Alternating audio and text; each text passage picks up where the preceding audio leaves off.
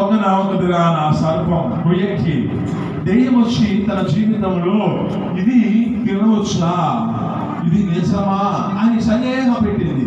అంటే దేవుని యొక్క సన్నిధికి వచ్చిన ఈ జీవితాలలో దేవుడు ఉన్న దినాలన్నీ సమస్తము సమకూర్చుకొని వారి జీవితంలో ప్రతిదీ చేసుకుంటూ ఉన్నారు. ఎప్పుడైతే అపవాది తన కుయక్తి చేత వారి జీవితంలో మోసపరిచిందో, ఆ మోసపరిచిన వాటిని బట్టి మీరేం చేశారంటే దేవుడు చేయొద్దన్న పని చేశారు.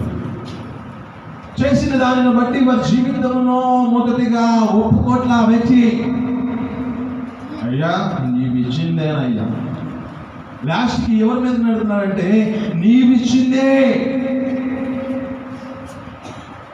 బైబిల్ లేఖనాలు సెలవిస్తూ ఉన్నాయి, అతిక్రమమును దాచిపెట్టువాడు వర్ధిల్లడు. వాటిని విడిచిపెట్టి ఆయన సన్నిధిలో విడిచిపెట్టి వాటిని కొనసాగించబడితే దేవుని కనికరం కలుగుతుంది. ఆమేన్, హల్లెలూయా. ఆదాము వలె నువ్వు దోషాన్ని కప్పుకుంటున్నావో ఒకటి జ్ఞాపకం చేసుకో. రెండవదిగా రాహేలు యొక్క జీవితంలో జ్ఞాపకం చేసుకుంటే, ఈ యాకోబు ఆ యొక్క తండ్రి యొక్క ఇంటిని విడిచిపెట్టిన తర్వాత అతడు ఈ యాకోబు ఒక ప్రాంతంలో తన మామ అయిన లాబాను యొద్ద పనిచేస్తూ ఉన్నాడు. పనిచేసిన పరిస్థితిని బట్టి ఆ యొక్క కొన్ని దినాలు అతని యొద్ద పనిచేసి ఒక దినాన తన ఇంటికి వెళ్ళాలని ఆ యాకోబు ఆశపడుతూ ఉన్నాడు. ఆశపడిన దాన్ని బట్టి ఆ వ్యక్తి ఆ ప్రాంతం నుంచి ఎంత మాత్రం పంపించలేదని ఒక దినాన అతడే సిద్ధపరచుకొని అన్నిటినీ సమకూర్చుకొని పోతున్నాడు. అయితే ఈ తల్లి ఉండగా రాహేలు తల్లి ఏం చేస్తుందంటే, రాహేలు అక్కడ ఉన్న విగ్రహాన్ని తీసుకొచ్చుకొని దాచిపెట్టుకున్నాడు. ఆమేన్, హల్లెలూయా. విగ్రహం అంటే ఏం లేదు, నీ హృదయంలో ఎక్కువగా ఏది ప్రేమిస్తావో అది విగ్రహమే. ఆ విగ్రహాన్ని విడిచిపెట్టకపోతే దేవుని కనికరం నీ మీదకి రాదు. అయితే అక్కడ జ్ఞాపకం చేసుకుంటే వీరు వెళ్ళి కొంత వరకు కొనసాగుతున్న ఆ ప్రదేశంలో వెళ్ళిపోతూ ఉన్నారు. అయితే లాబాను అంటే ఈ రాహేలు యొక్క తండ్రి ఆ ప్రదేశానికి వచ్చి ఎత్తుక్కుంటూ ఉన్నాడు. వాళ్ళిద్దరు ఏమాత్రం దొరకట్లా. ఈ రాహేలు ఏం చేసిందంటే అది ఒక పెట్టెలో దాచిపెట్టుకుంది విగ్రహం. ఆ విగ్రహం దాచిపెట్టుకున్న దాన్ని బట్టి అక్కడ జ్ఞాపకం చేసుకుంటే ఆమె దగ్గర నా దగ్గర లేదు అంటుంది.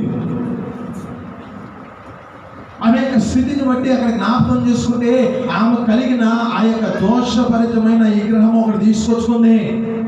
ఆ విగ్రహాన్ని విడిచిపెడితేనే వర్ధిల్లుతారు. ఆ విగ్రహాన్ని నీ జీవితంలో ఏదైతే ఎక్కువగా ప్రేమిస్తున్నావో దాన్ని విడిచిపెడితేనే నీ యొక్క జీవితంలో దేవుని కనికరాన్ని పొందుకుంటావు. రెండైపోయి మూడవది, దేవుడిచ్చిన తలాంతులు. ఒక మనిషికి 10 తలాంతులు ఇచ్చాడు, ఒక మనిషికి 2 తలాంతులు ఇచ్చాడు, ఒక మనిషికి మాత్రము 1 ఇచ్చాడు. కానీ ఈ 1 ఇచ్చిన వారి జీవితము ఈ 2, 5 ఇచ్చిన వారి 10 ఇచ్చిన వారి యొక్క జీవితము ఏ విధంగా ఉందంటే, వీరిద్దరేమో దానికి అంతగా వాటిని సమృద్ధి పరిచారు, అంటే సమకూర్చారు. కానీ 1 ఇచ్చిన వ్యక్తి మాత్రము తన జీవితంలో ఏదో ఒక దినాన దేవుడు వస్తాడు, నాకు ఇచ్చిన తలాంతును అడుగుతాడని భూమిలో కొంచెం కొంట త్రవ్వి ఆ కొంటలో దాచిపెట్టాడు. ఆమేన్, హల్లెలూయా. బైబిల్ సెలవిస్తున్న మాట, అతిక్రమంలో దాచిపెట్టువాడు మనవాడు దాచిపెట్టేసాడు. అయితే ఇక్కడ జ్ఞాపకం చేసుకుంటే అక్కడ ఆ వ్యక్తి తలంతు దాచిపెట్టుకొని తన జీవితంలో దాని ద్వారా ఇంకా అభివృద్ధి పరచాలి, కానీ దానిని ఏం చేశాడంటే దాన్ని దాచిపెట్టాడు.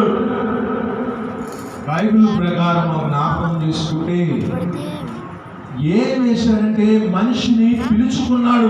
ఒక ఆశ్చర్యకరమైన తన వెలుగులోనికి పిలుచుకొని ఆయన గుణాతిశయములను ప్రచురపరిచి అనేక మందిని శిష్యులుగా చేయమంటున్నాడు. అంటే నీకు ఒక తలాంతు ఇచ్చాడు, నువ్వు ఆ తలాంతు పెట్టి ఏం చేయాలంటే అభివృద్ధి పరచాలి, దాచిపెట్టకూడదు. దాన్ని దాచిపెడితే నీ జీవితంలో ఏమవుతుందంటే ఏ మాత్రము నువ్వు వర్ధిల్లవు. మూడు విషయాలు మీకు జ్ఞాపకం చేశాను. ఒకటి, ఆదాము వలె దోషము దాచిపెట్టుకోకూడదు.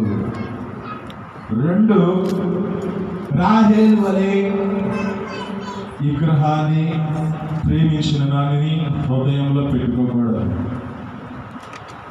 లోకానుసారంగా అంటారు, నీవు నా ప్రాణం, నీవు నా సర్వం, ఇవన్నీ కాదు.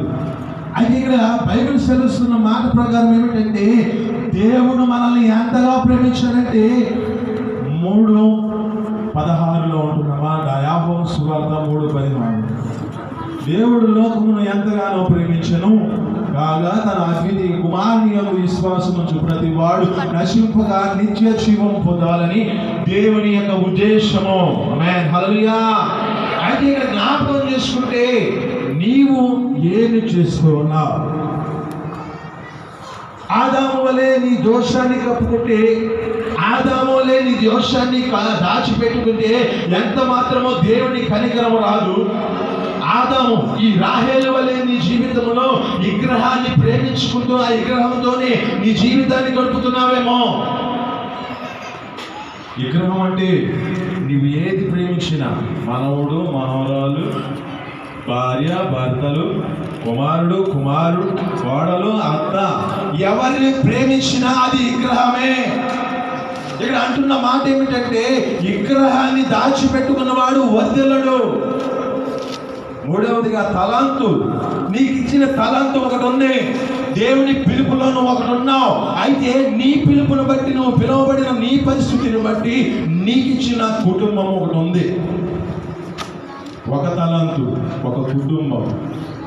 అయితే ఈ తలాంతును బట్టి నీవేం చేయాలంటే ఇంకా వాటిని అభివృద్ధి పరచాలి. ఆమేన్, హల్లెలూయా. ఈ మాటలు మీ వెనుకడిలో దీవించి ఫలించునుగాక.